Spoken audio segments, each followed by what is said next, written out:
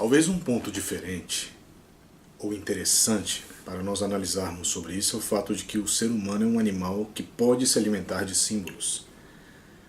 Em geral, o ser humano ele deseja algo e constrói aquilo dentro da sua própria imaginação, né? É muito comum nós falarmos que a mulher amada é a mulher imaginada, o homem amado é o homem imaginado.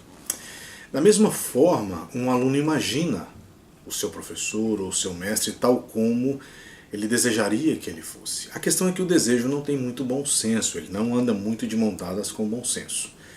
Então, dessa forma, é muito comum também que exista uma sobreposição da imagem desse professor em relação ao aluno.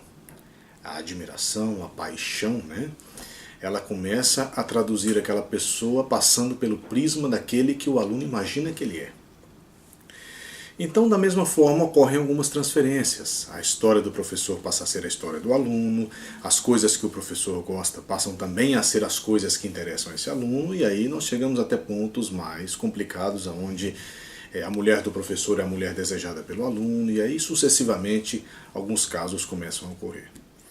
Se você me pergunta qual a base dos problemas da relação mestre-aluno, eu acho que é o desequilíbrio dentro do processo do entendimento.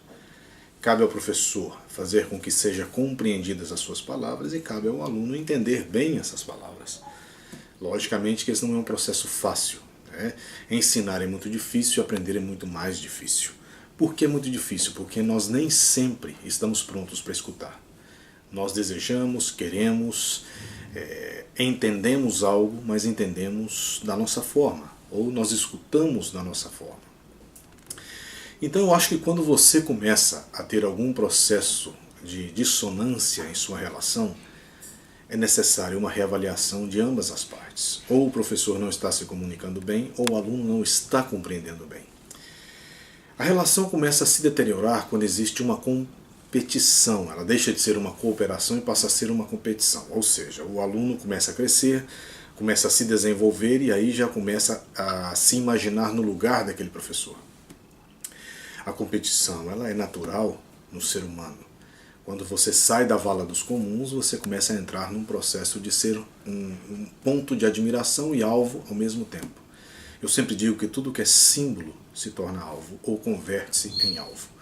Então, se o professor antes ele era um símbolo, quando o aluno se vê na possibilidade de ocupar o seu lugar, ou mesmo assim já começar a realizar algumas coisas que para ele antes eram impressionantes e agora para ele tudo é acessível, aquele professor também pode se converter em um alvo. E quando ocorre então a desavença e a separação, é comum matar o mensageiro, ou seja, você começa a querer tirar a credibilidade do mensageiro, daquele que fez com que chegasse até você as informações.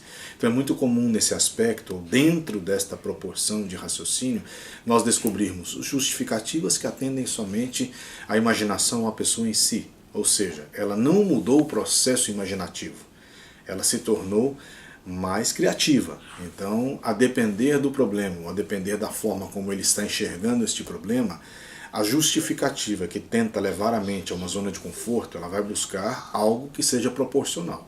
Agora, proporcional para um não é proporcional para outro. Nem sempre o que é justificável para um pode ser justificável para os demais. Aí é muito comum.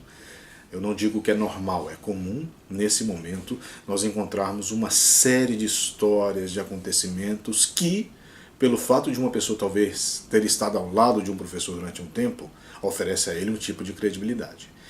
Isso não é normal. O normal é que as relações comecem, se sustentem e, se acaso terminem, que terminem de maneira sana, de maneira tranquila e, caso exista algum desafeto, que a ética seja o primeiro ponto a ser observado. É muito importante passar a página do livro de nossas vidas, é muito importante colocar um ponto final. Mas nós temos que lembrar que o ponto final quem coloca é você, da maneira que você realiza as coisas, não da maneira como você mostra aos demais. Os demais esquecem, isso passa, né?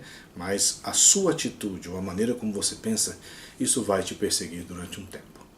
Então, se você me pergunta qual é a base dos problemas que começam na relação mestre-aluno, eu acho que é a falta de compreensão de ambas as partes ou de alguma das partes. E isso tem origem, obviamente, na comunicação dos dois lados, na forma como um se comunica, como o outro escuta e na forma como os diálogos se realizam. A partir daí, tudo surge entre imaginação, admiração, problema, repulsão, aversão e, logicamente, vamos entrar aí em todos os problemas que todos nós conhecemos do ser humano.